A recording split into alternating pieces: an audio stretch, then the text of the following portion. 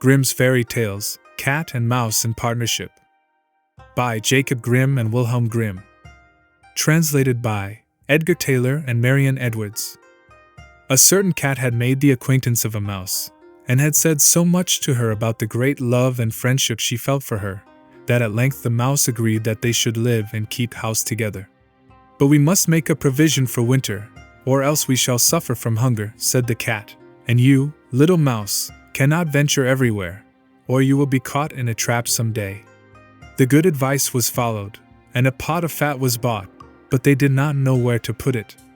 At length, after much consideration, the cat said, "I know no place where it will be better stored up than in the church, for no one dares take anything away from there. We will set it beneath the altar, and not touch it until we are really in need of it."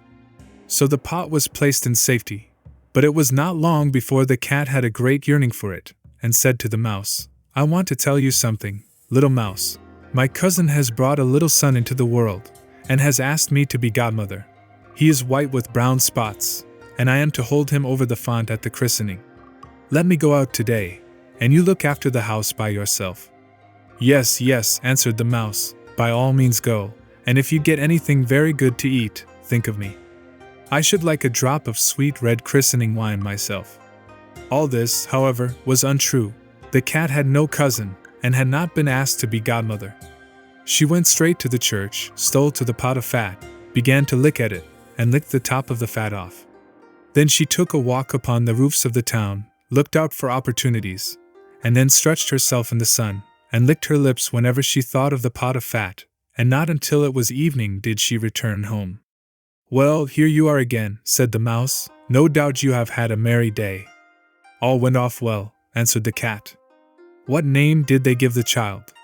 "Top off," said the cat quite coolly. "Top off," cried the mouse. "That is a very odd and uncommon name. Is it a usual one in your family?" "What does that matter?" said the cat. "It is no worse than Crumb Stealer, as your godchildren are called."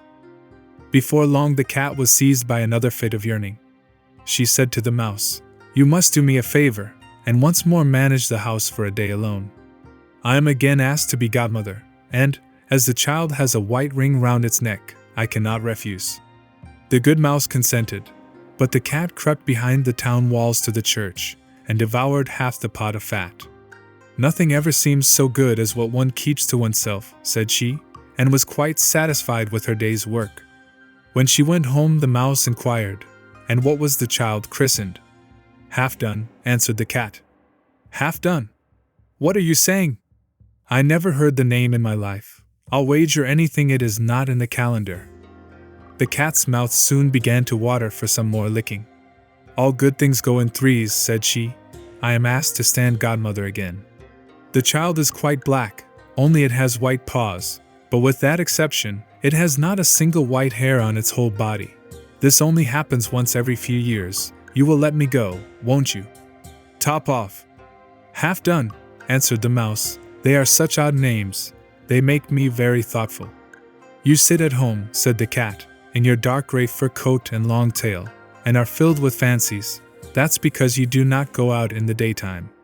During the cat's absence the mouse cleaned the house, and put it in order, but the greedy cat entirely emptied the pot of fat. "When everything is eaten up one has some peace," said she to herself, and well filled and fat she did not return home till night. The mouse at once asked what name had been given to the third child. "It will not please you more than the others," said the cat. "He is called Algon." "Algon," cried the mouse, "that is the most suspicious name of all. I have never seen it in print. Algon, what can that mean?" And she shook her head, curled herself up, and lay down to sleep. From this time forth no one invited the cat to be godmother. But when the winter had come and there was no longer anything to be found outside, the mouse thought of their provision, and said, "Come, cat, we will go to our pot of fat which we have stored up for ourselves. We shall enjoy that." "Yes," answered the cat, "you will enjoy it as much as you would enjoy sticking that dainty tongue of yours out of the window." They set out on their way, but when they arrived, the pot of fat certainly was still in its place, but it was empty. "Alas," said the mouse, "now I see what has happened. Now it comes to light. You are a true friend. You have devoured all when you were standing godmother. First top off, then half done, then, will you hold your tongue? Cried the cat. One word more, and I will eat you too.